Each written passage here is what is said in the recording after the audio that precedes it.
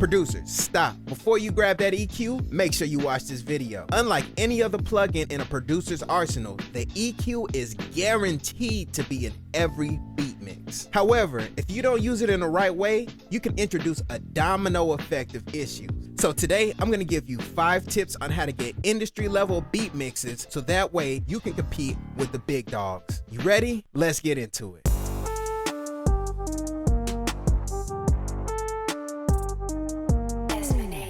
Tip number 1, don't become overly dependent on the spectrum analyzer. The spectrum analyzer can be tricky because there's so much going on, sometimes you can't help but to start cutting and boosting. I personally recommend turning off the spectrum analyzer and just mixing with your ears instead. When you're making EQ changes, ask yourself these questions. Why am I cutting what I'm cutting? Why am I boosting what I'm boosting? Did I just make this instrument sound different or did I actually improve it? Now, after I've committed to this EQ change, does it actually feel better than it originally did? This is a great framework to keep you grounded, especially when making EQ changes without looking at the spectrum analyzer.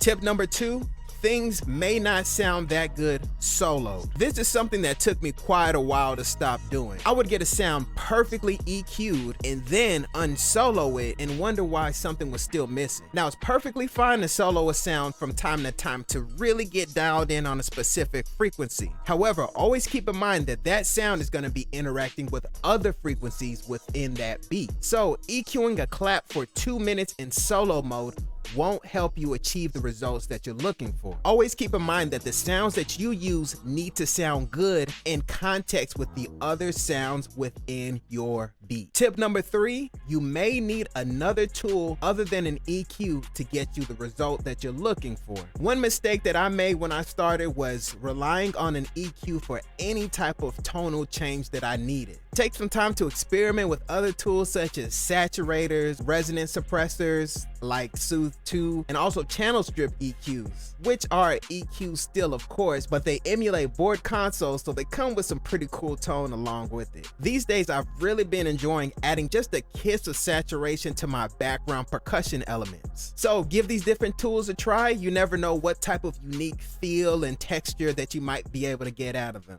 Tip number 4, remember that not all EQs sound exactly the same. Now, I hope this tip doesn't get too advanced, as I usually just see audio engineers that really get into using multiple types of EQs. For all my producers out there who just primarily cook up beats, I don't want this particular tip to go over your head. Just sprinkling in a little bit of wisdom from the audio engineering side, so hopefully you could pull out some of the information and see how it fits in your particular workflow. Here's the thing. Pro Q3 has a sound to it, the SSL-E channel has a sound to it, and even the SSL-G channel has its own unique sound to it. Now, if you're new to mixing or you don't really have a good acoustically treated environment, it can be a bit difficult for you to hear the difference. However, you'll be able to tell how different EQs feel when you put them on particular instruments. Now, if we're gonna be honest, as producers, we tend to pick similar sounds whenever we're making beats. So take some time to make mental notes on what EQs you like on what sounds. This can lead to you being an expert on certain plugins,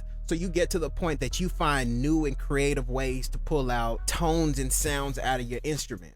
And tip number 5, make sure your change is an actual improvement. This comes down to you not losing the original feel when you made your sound selection. If you're gonna start making EQ moves, make sure it improves the overall sound and feel of the beat. If one sound is amazing and the rest of the beat is all over the place, what's really the point? Always bypass and reactivate the EQ so you know for sure that you're elevating the overall sound of the beat. If you made it this far in this video, I want to give you a free bonus, and this one is specifically for the FL Studio users out there. It's my new patcher plugin. It's called FL Magic. It is 100% free, and it has one of my favorite EQs, which is a tilt EQ. How the tilt EQ works is if you turn the knob in one direction, it makes the sound a bit darker, and if you turn in the other direction, it makes it a bit thinner and brighter, so that way you can really fit it in the mix the way that you want it to. So look at the description or look at the first pinned comments, go ahead and click it and make some amazing tracks. My name is Desmond A, and if you enjoyed this video, make sure you hit like and subscribe. I'll be back with more great